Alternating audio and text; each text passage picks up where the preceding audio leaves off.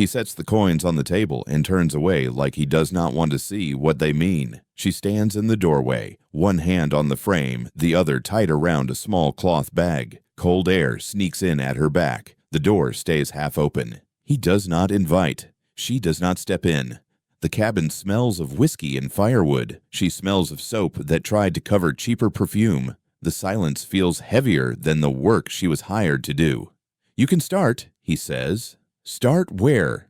"Not the picture," he says toward the mantel. "Everything else." She steps inside. The floor answers with a low creak. She shuts the door, and the room holds its breath with her. A pan sits by the stove with a crust of stew clinging to its bottom. A broom leans in the corner like it gave up. He keeps his hat on and lowers into the chair by the fire. His hands are cut and stained. He nods once at the coins as if they can speak for him. "You pay before or after?" she asks. "After. That is not how it goes." "That is how it goes here." She picks up the broom, sets it down, and takes a cloth instead. The table is older than the chair, older than the pan, carved by knives and long nights. She wipes slowly and watches the grain darken in clean strokes. He watches the coals. She pretends not to notice that he is counting her breaths. "Your name," he says. "Lena." "I am Cole." She nods. He does not offer more. She does not ask. They work around the shape of a talk neither one wants to start. "You were told I do not chatter," she says. "I did not ask." "You wanted me to fill the quiet." "No." She glances at the pan. This burned. "It was meant for 3. She lets the words sit. The kettle on the back of the stove is dry. She carries it to the bucket, pours, and sets it to heat. He does not move. Steam will come when it wants. She scrapes the pan with a dull knife. The sound bites into the room. He tips in water, and the hiss snaps at both of them. She flinches. He steps back. "Sorry," he says. "It is fine. I do not drink when someone else is in the room." "I'm not here to stop you." "I know. I still do not." She finds a small box on the shelf and opens it. A ribbon, a wooden ring, a button, a spoon. She closes it before he can see she looked and slides it back to its place. She moves to the mantel where the photograph rests. A woman stares past the camera with a gaze that will not soften. A thin crack runs through the glass. Ash lines the frame in gray dust. Lena lifts her sleeve and wipes the edge. "Leave that," he says. "Then say what I am here to do." Touch what she did not. "Understood." She folds a small shirt that hangs from the back of a chair. The cloth is stiff, cleaned too hard by hands that wanted something to do. She sets it on a trunk and feels his gaze follow her hand. The room has old sorrow stacked in its corners like wood. She keeps moving so it does not stack on her. "You're afraid of me?" he asks. "No." "You should be." "Why?" "Men like me pay for quiet." "I've kept quiet for worse men." He almost smiles and does not. "You tell anyone you came." "No." "Good." She turns with the damp cloth. "You still do not look at me." "I am looking." "At work." "At work," he says. She steps closer. "Look at me then." He turns. His eyes are red at the edges like he forced them open too long. He takes in the plain dress, the hair pulled back, the fading bruise near her jaw. He flinches at the bruise. He looks away. "That is enough," he says. "For you, or for me.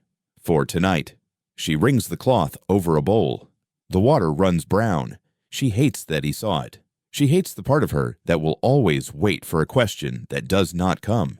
She moves to the window ledge and lifts a line of grit where light tries to enter. Outside, the world is in a cold shape. Inside, the fire pops and drops. He stirs it with the care of someone who needs a task just to keep still. "What do you need done?" she asks. "I thought I wanted it clean," he says. "I think I want it different. Cleaning does that sometimes." "Will you come back?" "If the coins are still here." "They will be." She studies him. He does not break eye contact now. The heat from the stove folds in around both of them. The kettle begins to whisper. "You want coffee?" she asks. "If you will make it." "I will." "I will keep the stove." "We can share the room," she says. "We can try." She sets the empty pan back on its hook and waits for the kettle. He adds a sliver of wood and does not let the flame die. The room feels less like a test and more like a task. She can live with tasks. The cloth in her hand cools. She picks up the coins, counts them, and sets them down again. He watches the movement with a tight jaw that finally eases. "You can trust me to finish," she says. "I can." "Say it like you mean it." "I can," he repeats, and this time it sounds true. The kettle begins to whisper. She keeps cleaning here. She starts with the shelves, moving slowly, dragging the rag over jars that haven't been touched in years. He stays in the chair, one boot tapping the floor in no rhythm. Her hands find things that aren't dirt. A chipped cup, a folded note used as a bookmark, the faint outline of where something once stood. She's not hurrying, and he's not stopping her. "Are you going to work?" he asks. "I am." "Looks like stalling." "Looks like watching," she says back. His eyes narrow, but he says nothing. She moves to the mantel, her rag hovering above a small carved horse. She doesn't wipe it, just studies the grooves where a knife shaped its legs. He sees her hesitation.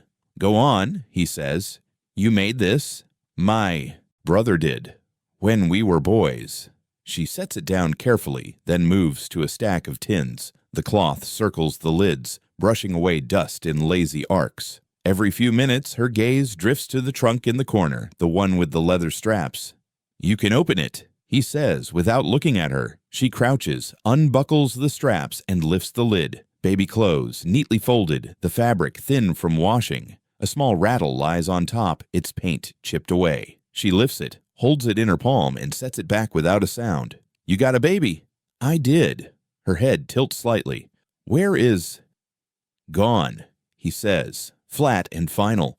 She closes the trunk, tight. The air between them thickens. She moves to the window, rubbing at the glass with a dry rag. The streaks smear before they clear. "You want me to do this right?" she asks. "I want you to finish." She glances over her shoulder. "That's different."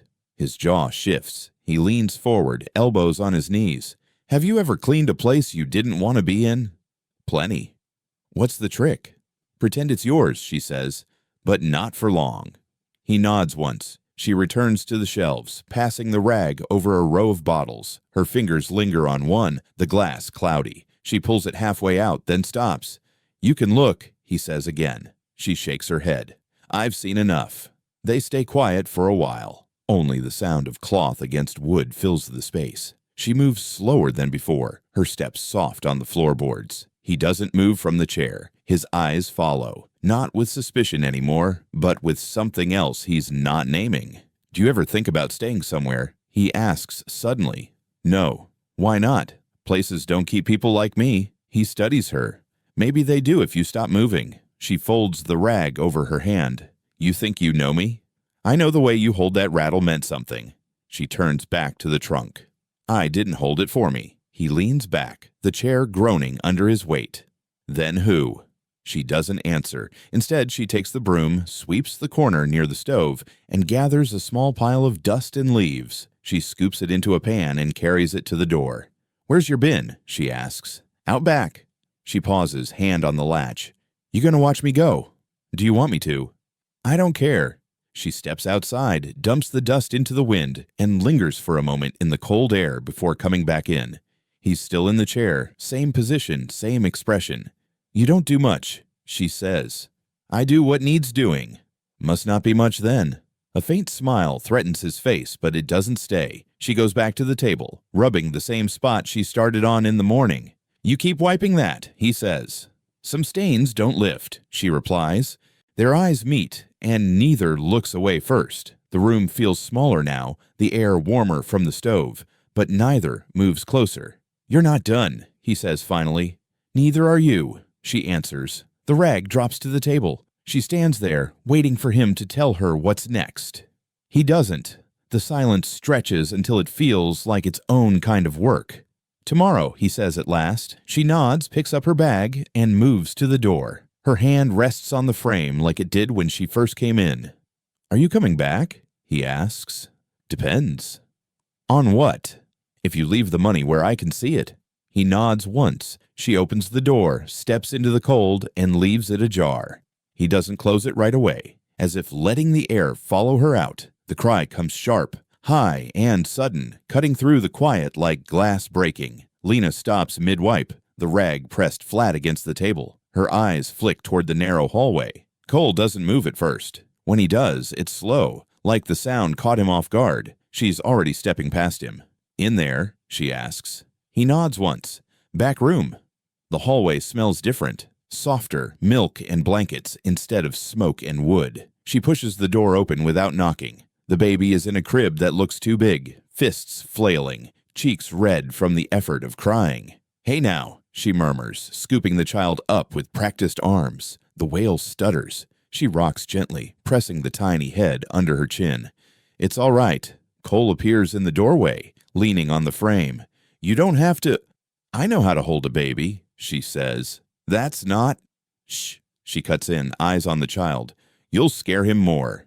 The baby blinks up at her, hiccups soft against her shoulder. She sways, small circles, her hand rubbing the child's back. Cole stays where he is, watching with a stillness that feels heavier than the walls. "How old?" she asks. 2 months. "He got a name?" Cole hesitates. "Evan." She smiles faintly at the baby. "Evan, that's a good name." The baby's breathing slows. She hums low, a sound meant more for herself than him. Cole steps closer, his boots quiet on the floorboards. "You've done this before," he says. "Plenty." "Yours?" Her jaw tightens. "No." He nods like that's answer enough. The baby's eyes close halfway. She adjusts her grip, careful not to wake him again. "You feed him?" she asks. "Earlier." "He's still hungry." Cole shifts. "There's a bottle on the stove." She glances toward the kitchen, then back at him. "Go get it." He raises an eyebrow, but leaves without a word. She keeps rocking. The baby's small fingers catch the fabric of her sleeve, holding with surprising strength. Cole returns with the bottle, steam faint on the glass. She takes it, tests it on her wrist, and nods. "It's fine." He watches as she feeds the child, the sucking sounds filling the room. "I didn't ask you to do this," he says quietly. "I didn't ask permission." His gaze lingers on her face. "Why?" "Because you weren't moving fast enough." He almost smiles, but doesn't. The baby drinks greedily, then slows. She pats his back until a small burp escapes. "You take care of him yourself?" she asks. "Mostly." "That's not easy." "I didn't say it was." She lays the baby back in the crib, tucking the blanket around him. "The blanket's too loose," she mutters, fixing it tighter. "You think I don't know how?" "I think you've got other things on your mind." He leans against the wall. "And you don't?" She straightens, turning to face him. "Not when there's a baby crying." They stand there, the baby's soft breaths filling the space between them. She doesn't move toward the door. He doesn't tell her to leave. "You want to finish cleaning," he says at last.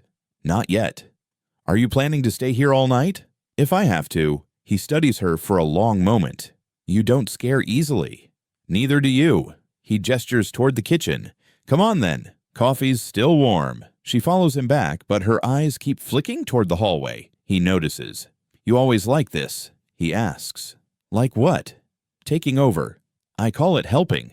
They reach the table. She sets the rag aside, pours coffee without asking if he wants any. He takes the cup anyway. "You from around here?" he asks. "No." "Why do you keep your bag by the door?" She sips, says nothing. He leans forward. "Someone looking for you." "Probably." "And you don't care?" "I care about what's in that back room," she says. Cole nods slowly. "Evan." She meets his eyes. "Evan." The fire pops in the stove, loud in the pause that follows. Neither one breaks it. She pushes the cup toward him, stands, and walks back to the hallway. He doesn't stop her this time. She looks at the sleeping baby once more, her hand on the crib rail. "Sleep," she whispers, though he's already deep in it. Back in the kitchen, Cole is still at the table. "You finished for tonight?" he asks. She picks up the rag again. Not even close. The room feels different now. Not warmer, but closer. He watches her work without telling her how. She works without asking what's next. The coins on the table sit untouched. Neither looks at them. She comes back from the hallway with Evan still in her arms. His small hand is wrapped around her finger, warm and sure. Cole is by the fire, leaning forward, elbows on his knees. He doesn't look up right away, but she feels him notice the way she keeps the baby close. "Who's his mother?" she asks. His head lifts. His eyes fix on hers, steady but cold. "Buried." She doesn't speak. Her eyes flicker, reading the rest in his silence. There's more to it. There always is. But he's not giving it. How long? She asks. 2 months. She rocks the baby slowly, letting the chair creak in time with the motion. That's not long at all. No, he says. Was it? She stops. Don't finish that, he warns. Her gaze drops to Evan's face. I've seen babies left with worse. Not here, he says. She hums low, not a song, just a sound to keep the child's breathing even. Cole leans back, eyes on the fire. The wood cracks. The heat pushes into the room, but the air between them stays cool. Are you feeding him enough? She asks. Yes. You sure? He turns his head, meets her eyes. You think I wouldn't? I think you've got more to do than boil bottles. He doesn't answer. She shifts the baby, tucking the blanket under his chin. The weight feels lighter than it should. You married? She asks suddenly. No, not even once. Once. She glances at him. And it's over. She studies his face. Is that her? He nods toward the fire. She's gone. That's all. That's never all. His jaw tightens. For me, it is. Evan stirs. She adjusts her hold, bouncing slightly until he settles. Cole watches the movement, something in his expression easing. You want me to put him down? She asks. Number not yet. She smirks faintly. You like seeing someone else do it. I like seeing him quiet. Same thing. Cole's lips twitch, almost a smile. She leans back in the chair, still rocking. The floor under her feet feels worn smooth by years of the same motion. Are you always this direct? He asks. Always. Doesn't get you in trouble? Often, but I'm still here. The fire spits a spark. He pokes at it with the iron, keeping his eyes on the coals. You think you know me now? I know you care more than you say. You don't know what I care about. I know enough. He shakes his head. You know what I let you. She shrugs, looking down at Evan. Either way, I'm not walking out. That's not your choice, he says. It is if I'm the one holding the baby. The words hang there, heavier than the heat in the room. Cole studies her, but there's no anger in it, only calculation. You'd stay? He asks finally. If you don't run me off. You're not afraid I might. I'd see it coming. Evan shifts again, his breath catching. She rocks him through it until his chest rises steady. Cole's eyes never leave the two of them. You've got steady hands, he says. You've got a sharp tongue. Comes from being alone too long? Comes from not wanting anyone close, she counters. He leans back in his chair. Maybe that too. She glances toward the window. The glass reflects the firelight, the two of them framed inside. It looks almost like something whole. Almost. Are you going to tell me what happened to her? She asks quietly. No. You know I'll keep asking. Then you know I won't answer. They sit like that for a while. Her rocking slows. His gaze softens. Evan's small breaths match the rhythm of the fire's hiss. Finally, she stands, cradling the baby in one arm. Where's his room? Back where you found him. She carries him down the hallway, the boards groaning under her steps. Cole stays by the fire, listening to her quiet movements. When she comes back, her arms are empty. He's asleep, she says. Good. She picks up the rag from the table. You want me to keep cleaning? If you want, I'll do it. He watches her for a moment, then turns back to the fire. Don't touch the mantle. I know, she says.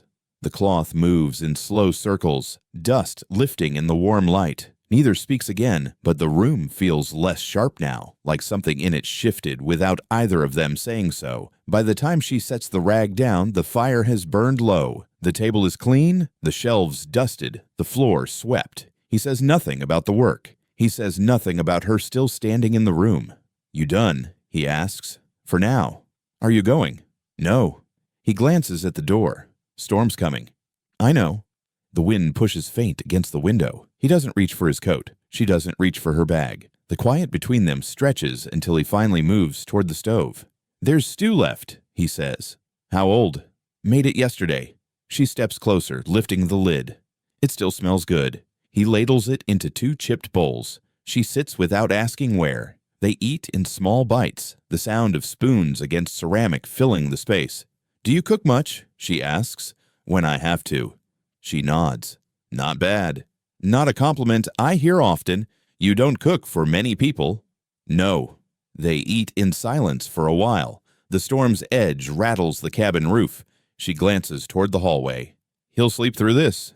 He's used to noise. Doesn't mean he should be. He doesn't answer. She takes another bite, watching him over the rim of her bowl. Are you going to tell me to leave when the storm passes? Maybe. You're not sure. He sets his spoon down. I don't make promises I can't keep. She leans back. Good. Neither do I. When the bowls are empty, she stands, carries them to the stove, and rinses them with what's left of the hot water. He watches her, leaning on the table, arms crossed. You're comfortable here, he says. I'm not. Could have fooled me. I just know how to fit in a room. He nods once, as if that's an answer worth keeping. She dries her hands and walks to the hallway. What are you doing? He asks. Checking him.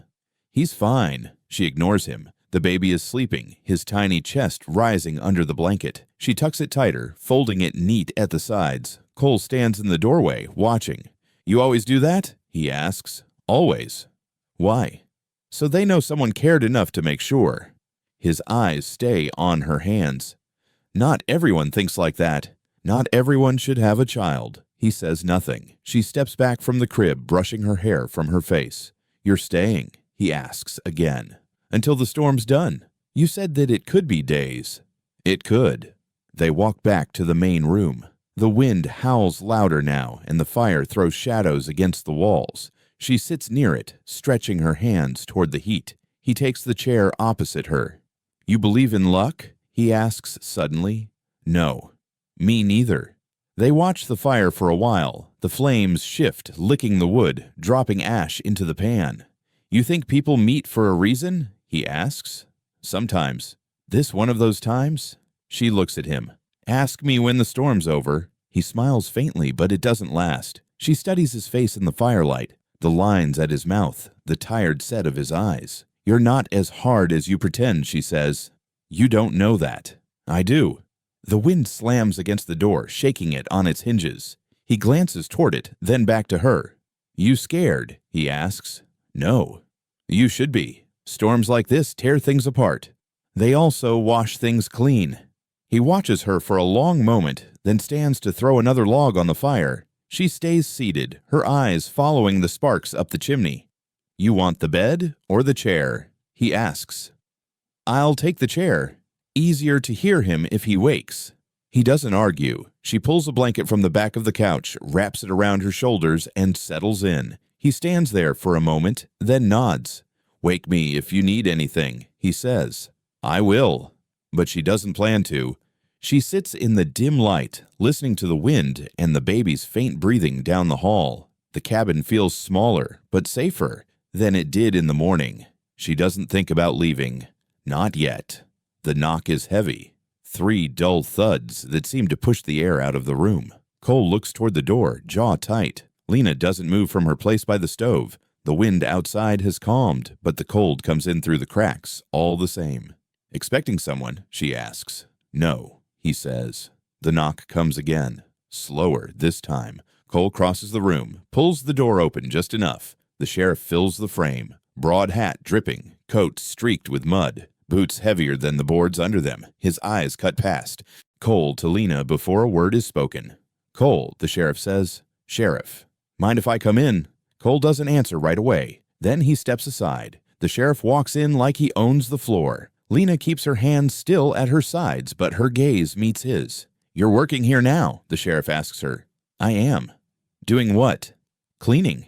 He nods slowly, his eyes never leaving her face. That's all. That's enough, she says. Cole closes the door. What do you want, Sheriff? The man tilts his head toward Lena.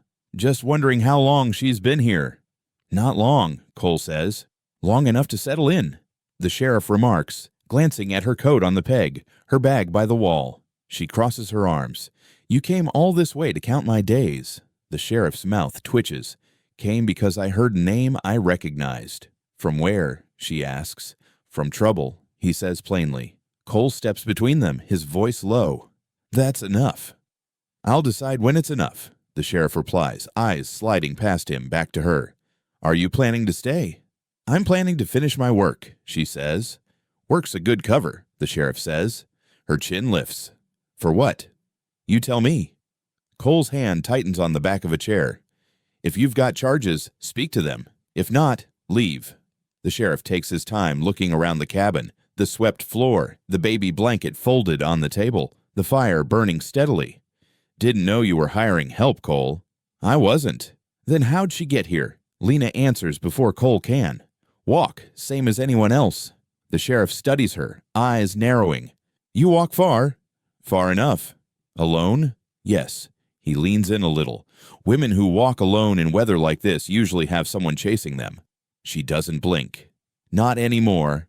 Something sharp passes in the sheriff's expression, but it's gone before it settles. He steps back. You think you're safe here? I'm not hiding, she says. That's not what I asked. Cole moves again, placing himself squarely between them. You've made your point. The sheriff smiles faintly, but it doesn't reach his eyes. Haven't made it yet. He turns to Cole. You know who she is? I know enough. Enough to trust her. I trust who I choose, Cole says. The sheriff glances toward the hallway, his eyes catching on the shadow of the crib's edge just visible in the dim light. That's your boy. Cole's shoulders stiffen. Not your concern. Everything in this county's my concern, the sheriff says. Not in my house, Cole answers. The sheriff lets the silence stretch before nodding once. All right, I'll be on my way. He walks to the door, but pauses with his hand on the latch. If trouble comes, I won't be far. Neither will I, Lena says. The sheriff looks back at her for one last moment, then steps outside. Cole shuts the door behind him and leans on it for a beat. The wind hums low around the cabin. You didn't have to talk, Cole says to her. I wasn't going to let him speak for me. He's not a man you want looking too close. Neither are most men, she says. He moves to the table, drops into the chair. You tell me what he meant by trouble. Not tonight. He studies her, the firelight cutting half his face in shadow. You think you're helping yourself? I think I'm helping you, she says.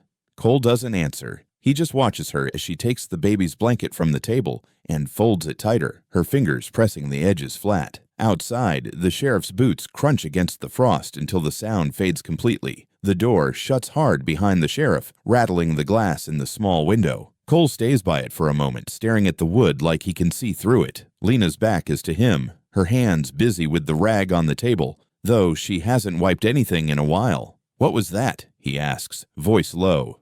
What was what? You know damn well. Why is he sniffing around your name? She turns, meeting his eyes. Ask him. I'm asking you. She shrugs. Maybe he just doesn't like me. That's not it. He takes a step toward her. What's he heard? Nothing worth repeating. Don't play me. She laughs once, short and cold. You think I owe you my past. You bring it into my house. I will get to know it. Her chin lifts. Your house isn't exactly clean either. He narrows his eyes. What's that supposed to mean? It means you're hiding a baby in a cabin without its mother. His voice hardens. That baby's mine. And the mother. Gone. You said buried, she says, stepping closer. That's not the same as gone. It's the same enough. Her gaze doesn't move off him. For you, maybe. For him, not a chance. Cole's fists curl at his sides. Careful. Or what? They stand so close now the heat of the fire feels trapped between them. The baby's faint cry drifts from the back room, a thin thread of sound that neither moves to answer. Are you going to tell me why the lawman knows your name? Cole asks again. No. Then you're done here. She tilts her head, studying him like she's deciding something. You don't mean that. Don't I? You've got no one else to watch that boy. I've managed before, and look at you now, she says quietly. His jaw works, but no words come. The fire pops loud, sending a spark up the chimney. You think I'm trouble, she says. I know you are. Then we're even. He exhales slowly, like letting the air out of something that's been pulled too tight. You don't know what you're getting into. Neither do you, she answers. They stare each other down, the room narrowing to just the space between them. The wind outside has picked up again, rattling the eaves, but neither looks away. Finally, Cole moves first, stepping back toward the fire. We're not doing this in front of him. You mean the baby? He nods once. She glances toward the hallway. Then go to him. You go, he says. No, she replies. The tension stretches again. He turns and walks into the back room. She hears the creak of the floor under his boots, the soft murmur as he lifts Evan. When he returns, the baby is quiet, head tucked under Cole's chin. He sits in the chair by the fire, holding the child like he's holding back words at the same time. Lena stands by the table, arms crossed. "Are you staying?" he asks finally. "For now." That's not an answer. "It's the only one you're getting." He looks down at Evan. "You walk out. You do it now, before he knows you." She watches him for a long moment, then shakes her head. Too late. Cole's eyes lift to hers. The baby stirs, and he adjusts his hold without breaking the stare. "Then we live with it," he says. "We already are." Neither smiles, neither softens, but neither moves to end it either.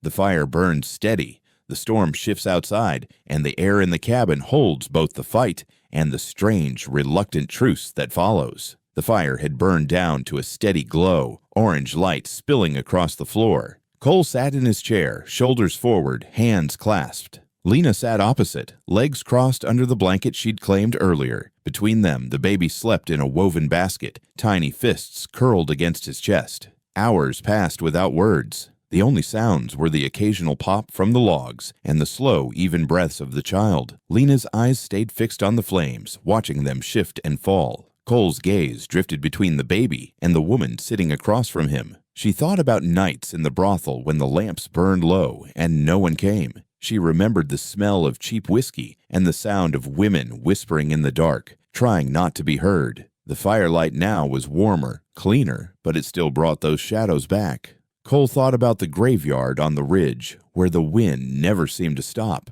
He remembered lowering a small coffin into the ground, the wood wet from rain, the earth heavy. The fire's heat pressed against those memories but didn't burn them away. "You ever get used to being quiet like this?" she asked finally. "I live in it." "Not the same as liking it." "I didn't say I liked it." She shifted the blanket, tucking it tighter. "Some men can't stand it. Makes them remember things they'd rather forget." "Some women, too." Her eyes flicked to him. "I'm not afraid of remembering." He studied her for a moment. "Then you're different." The baby stirred, a soft whimper breaking the stillness. Lena leaned forward, one hand on the basket's edge, rocking it gently. Cole watched her movements. Slow, sure, practiced. "You act like you've done this before," he said. "I told you, I have someone else's." "Always someone else's." He looked back at the fire. "Not yours." She didn't answer. The baby settled again, and she eased back into her chair. "You ever wonder why some get to keep what they love and others don't?" she asked. "All the time." And I stopped looking for reasons." The flames shifted, throwing his shadow long against the wall. Her face caught the light in pieces, eyes bright, mouth set. "You think that makes it easier?" she pressed. "No," he said. "Just makes it quieter." For a while, they let the quiet return. The fire hissed as a log collapsed inward. Lena's gaze dropped to the basket again, tracing the curve of the baby's cheek. "You buried her in that graveyard on the ridge?" she asked. His jaw tightened. "Yes." "You visit?" "When I have to." "Why only then?" He didn't look at her. "Because she's not there anymore." The answer sat heavy between them. She pulled the blanket higher around her shoulders. "I used to think the dead stayed close," she said softly. "Now I'm not so sure." "They stay," he said. "In the ground?" "In the head." The baby shifted again, making a small sound before going still. Cole's eyes softened at the sight. Lena caught it. "You look at him differently than you look at anyone else," she said. "He's different." "That's good." "Why?" "Means you've still got something worth keeping."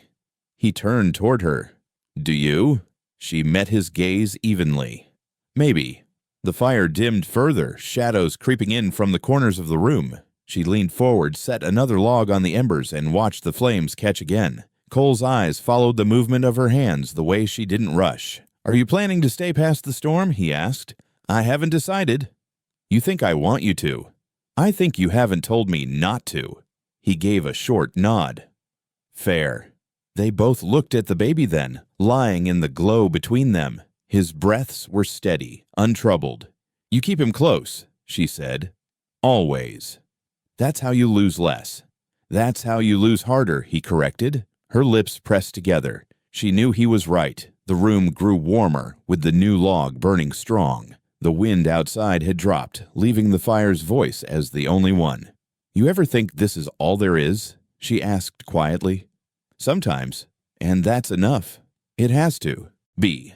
She leaned back, eyes on the fire. He stayed in his chair, watching her instead. The basket between them held the only thing either of them seemed sure about. Neither spoke again for the rest of the night. The fire kept burning, the baby kept sleeping, and the quiet became something they shared instead of something that kept them apart. The knock came just after noon, light but deliberate. Cole set down the axe he'd been sharpening and opened the door. An old man stood there, coat buttoned to his neck, hat pulled low, snow melting on his shoulders. His eyes flicked past Cole to Lena, who was by the table folding a clean blanket. "Cole," the old man said. "Miller," Cole replied. "Can I step in?" Cole hesitated, then moved aside. Miller's boots scraped the floor as he entered. He nodded toward Lena, but didn't smile. "Didn't know you had company." "Didn't think it was your concern," Cole said. Miller looked at Lena again. "Might be." Her hand stilled on the blanket. "Say it plain." He shifted his weight. "Someone's been asking after you." Her voice didn't change. "Who?" "Didn't give a name." "You know who it is." "I didn't say that," Miller replied. "You didn't have to," she said. Cole's eyes moved between them. "How long?" "A few days now," Miller said. "They've been in town, quiet-like, asking at the store, the post. Not many questions, but enough." "Where are they now?" Cole asked. "Didn't see 'em today. Could be gone. Could be waiting." The room went still. The only sound was Evan's slow breathing from the basket near the fire. Lena's gaze slid toward him, then back to Miller. "What did you tell them?" she asked. "Nothing worth knowing," Miller said. "But you know how talk runs. It'll find its way." She folded the blanket once more, slow and precise, then set it on the table. "Thanks for coming." Miller nodded. "Figured you ought to know. Folks who come looking like that don't often mean well." "I know," she said. He glanced at Cole. "You keep your doors locked." "I will," Cole said. Miller tipped his hat, turned, and left. The wind caught the door as it closed, shaking it in the frame. Cole looked at Lena. "You're going to tell me who?" She moved to the fire, crouched to stir the embers. "No, not good enough." "That's all you're getting." "You think I can't help if I don't know?" "You can't help either way," she said, her back still to him. "Try me." She stood, meeting his eyes. "They're not coming for you. They're coming for me. And if you're here, that makes it my problem." Her mouth tightened. "You could tell me to leave." "I could," he said, "but I haven't." The baby stirred, making a soft sound. Lena went to him, lifting him from the basket. His small hands opened and closed, his eyes still half shut. She swayed gently, the movement instinctive. "Are you going to run?" Cole asked.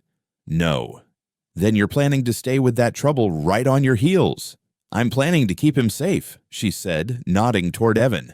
Cole's gaze held hers for a long moment. "And me?" "You can take care of yourself." He exhaled slowly. "You're not wrong, but it's different when someone brings danger to my door." She didn't look away.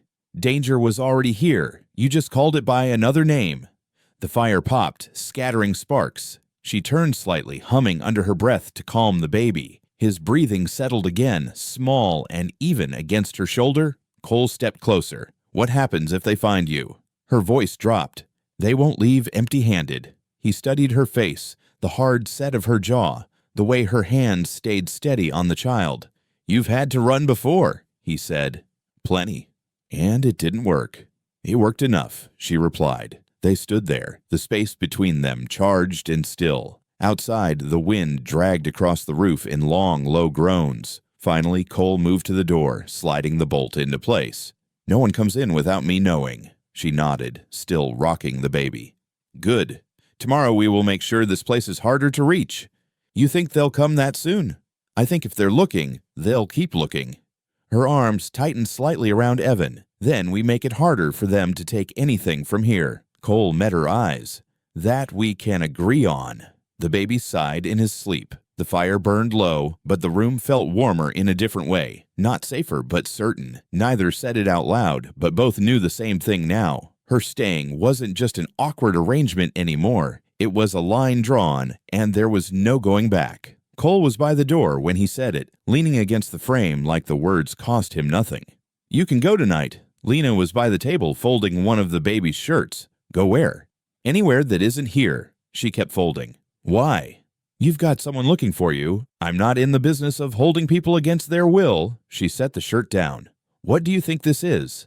"I think you've got more to lose here than I do." She turned toward him. "You want me gone. I want you safe." "That's not the same."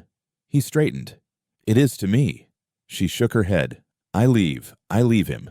His jaw tightened. "He's mine to take care of." "And you're doing fine," she said. "But I'm not walking away from the only child who's looked at me without judgment." For a moment, he said nothing. Then he stepped aside from the door, letting it close behind him. "Suit yourself." That's it. That's it." The air between them settled into something neither could name. She picked up the shirt again, smoothing the fabric before placing it in the small stack. "Are you always this quick to cut people loose?" she asked. "Quicker," he said. She smiled faintly. "You're not as hard as you make yourself out to be." "You don't know me. Then why offer me a way out?" He looked at her for a long moment before answering. "Because trouble doesn't get lighter when you stand still." The baby stirred in the basket by the fire, a soft, restless sound. Both of them turned toward it. Lena moved first, but Cole was already lifting the child. Evan's eyes were half closed, his small hands flexing against Cole's shirt. "He's hungry," Lena said. "I'll get the bottle." She followed him to the stove, watched him pour the warm milk into the glass. He tested it on his wrist before handing it to her. "Here," he said. She took the baby, settling him against her arm. Evan latched onto the bottle with quiet urgency. Cole stood close enough to watch, but far enough not to crowd her. "You've done this before," he said. "I told you I have." "Not with him." She glanced up at him. "Does it matter?" He shook his head. "Guess not." The baby's breathing slowed as he drank. She adjusted the blanket around him, her hands moving with a care that seemed to surprise even herself. "You think I can't manage without you?" he asked. "I think you could," she said. "But why would you want to?" He didn't answer right away. His eyes stayed on the baby, the way his mouth moved around the bottle, the way his fingers brushed the fabric of Lena's sleeve. "Are you planning to stay long?" he asked finally. "As long as I'm needed." "That's not an answer." "It's the one you're getting." She lifted the bottle away when Evan was done, patting his back until he gave a small burp. Cole's mouth twitched, not quite a smile, but close. "You like him," she said. "He's mine," he replied. "That's not the same." He leaned on the table. "Feels the same to me." She shifted the baby in her arms, cradling him so his head rested against her shoulder. Cole watched, his eyes softer now. "You keep looking at me like that," she said, "and I might think you trust me. Don't push your luck." "I'm not, just noticing." The fire popped, sending a small spark up the chimney. Outside, the wind scraped along the cabin's walls, but neither of them moved to check the door. "Storm's easing," he said. "Doesn't mean whoever's looking for me is gone." "No," he agreed. She rocked the baby slowly, her voice low. "Then we don't change anything. We keep him warm, keep him fed, keep him close." He nodded once. Agreed. For a while, they stayed like that, her standing with the child, him watching from the table. The quiet wasn't heavy anymore. It was something else, something almost settled. When Evan's breathing evened out, she carried him back to the basket, laying him down with practiced care. Cole noticed the way she tucked the blanket in tight at the sides. "You always do that?" he asked. "Always." He didn't press. Instead, he watched as she adjusted the folds one last time before stepping back.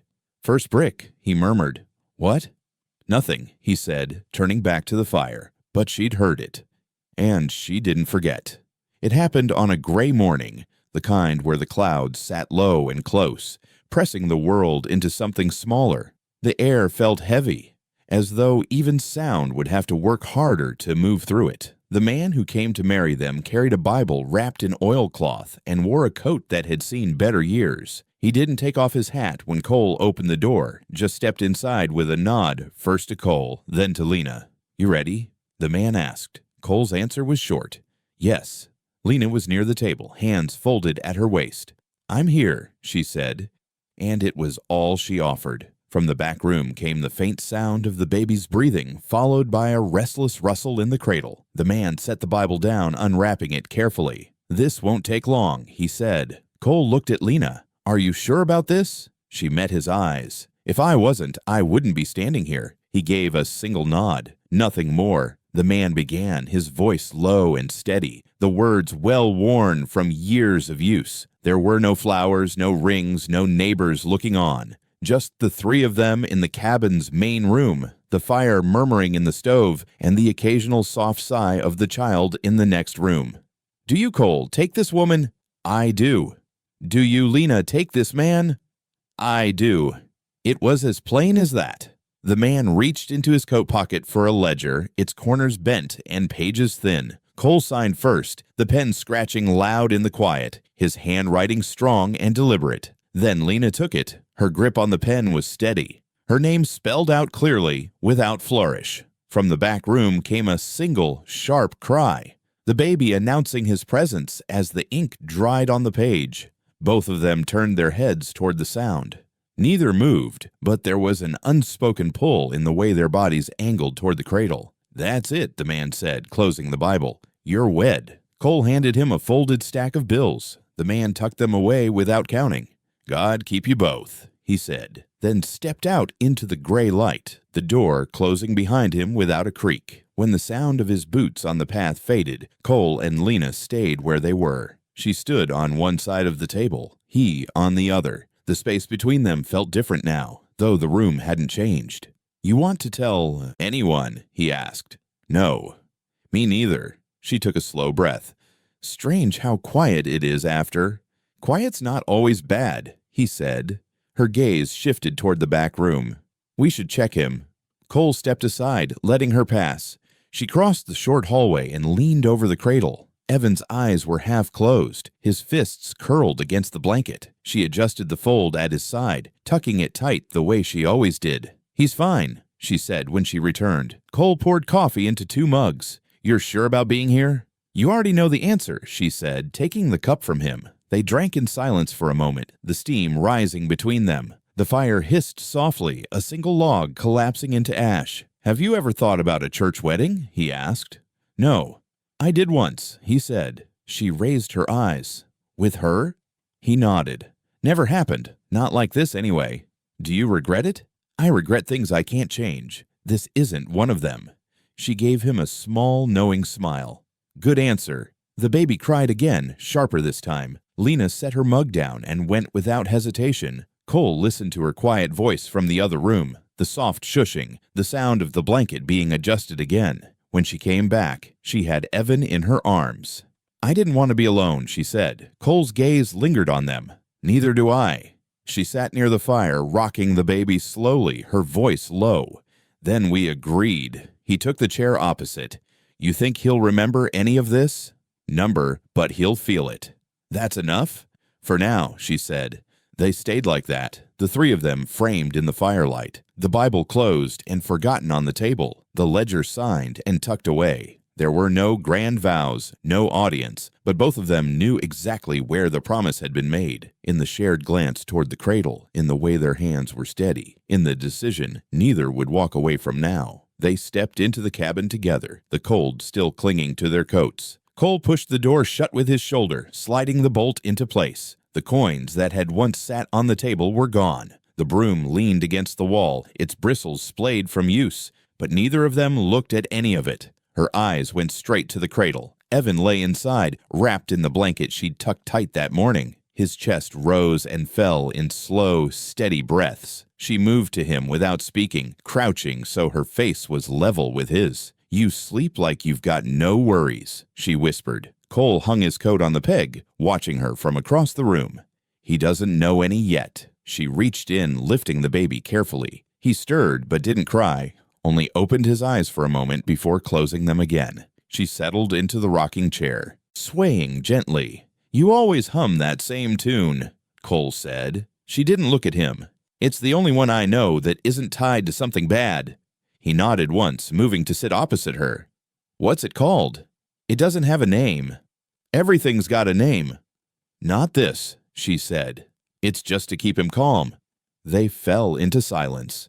The fire cracked, a log giving way and collapsing in on itself. She kept rocking, her eyes on the baby, the faint motion of her foot keeping time. "You think you'll stay?" Cole asked. "I think I've already stayed," she replied. "That's not an answer. It's the only one I've got." His gaze dropped to the floor. "You're tied here now. You know that." She glanced at him. "And you're not?" He didn't reply. She adjusted the blanket around Evan, her fingers smoothing the folds like it was the most important work she'd ever done. "Why do you really come here?" he asked. "You know why." "I know what you told me. That's not the same." Her jaw tightened. "Maybe one day I'll tell you the rest. Maybe one day I'll need to hear it," he said. The wind outside rattled the shutters. She shifted the baby slightly, humming again under her breath. The sound was so faint, Cole had to lean forward to catch it. "Feels different now," he said quietly. "What does?" "This. You. Him. Everything." She studied him. "Maybe it's because you stopped thinking about how it started." He shook his head. "Number, I still think about it. But whatever bargain brought you here, it's not the bargain anymore." She looked down at Evan. "Number, it's not." They stayed like that for a long time, the room warm with firelight. He leaned back in his chair, watching her rock, watching the way she kept her eyes on the baby, like the rest of the world could wait. "Have you ever thought about giving him a new name?" she asked suddenly. Cole raised an eyebrow. "Why?" "Because names matter. They tell you where you belong." "He's already got one." She met his gaze. "Maybe, but maybe he needs one that's his, not tied to what came before." Cole didn't answer right away. He looked at the baby, at the way his tiny hand had caught the edge of the blanket. "What would you call him?" She thought for a moment. "I don't know. Something strong, something no one can take away." "You think a name can do that?" "I think it's a start." The fire popped again, and the shadows shifted on the walls. "All right," Cole said at last. "When the time's right, we'll decide together." She gave a small nod, her eyes softening. "Together." The baby stirred, opening his mouth in a silent yawn. She adjusted her hold, tucking him closer. Cole watched the motion, the ease in her hands, and knew the truth of it, whatever she had been when she walked into this cabin. She wasn't that now. "You're not leaving," he said. She didn't look up. "No." "That's going to change things." "Already has," she replied. The wind outside eased. The fire burned steadily. She kept rocking, her voice low, the unnamed tune carrying through the warm air. Cole leaned forward, resting his arms on his knees, and let himself believe for the first time that this might hold. At first light, Cole stepped outside with the sheriff's badge in his hand. The air was sharp, the frost brittle under his boots. Lena stood in the doorway, the baby against her shoulder, watching him cross the yard. He stopped at the front gate. The post was gray with age, the wood rough under his palm. Without a word, he pulled a hammer from his belt and drove a nail through the badge into the post. The sound cracked through the cold, metal against metal, final and hard. "What's that for?" she called. "A warning," he said, "and a vow." She adjusted Evan, pulling the blanket higher around his head. "To who?" "Anyone who thinks they can come here without being seen." By midday, word had already started to move. An old widow from town appeared just before the sun dropped, a scarf pulled tight under her chin. She didn't look at Cole when he opened the door, only stepped inside and went straight to Lena. "You ought to know," the widow said, voice low. "There's talk about someone they call Uncle. Been around before, knows the back trails better than anyone. If he's looking, he won't come by the road." Lena's eyes narrowed. "You've seen him?" "Not in years, but I heard his name this week." The widow reached into her coat and pulled out a folded scrap of paper. Cole took it and opened it on the table. A rough map, hand-drawn, marked with thin black lines curling through the hills. "These are the trails?" Cole asked. The widow nodded. "And where they meet. After dark, you won't hear him coming until he's already close." She left without staying for coffee, her boots crunching across the frozen ground. Cole closed the door and spread the map wider. Lena stood beside him, her shoulder almost touching his. "We'll need to watch these crossings," she said. "I'll set traps." "Not the kind that leaves marks," she warned. He gave her a look. "Why?" "Because if he sees blood, he'll take it personal." They moved through the cabin, staging the rooms. Chairs shifted to block certain paths. A kettle left on the edge of the stove where it could be knocked to the floor. The rifle leaned near the door, but not too close to the window. Outside, they strung a rope waist-high across the path to the well. By the time they finished, the light was gone. Lena carried Evan to the cradle, laying him down with the same care she always did. She smoothed the blanket, her hand lingering for a moment before she stepped back. When she turned, Cole was holding something in his hand, a short length of braided cord, rough and worn. "Where'd you get that?" she asked. "Found it on the porch." Her face went still. "That's not a threat." "Then what is it?" "It's a choice," she said. "Means surrender or fire." Cole stared at her. "And you?" "Neither," she said. He nodded slowly. Then we agreed.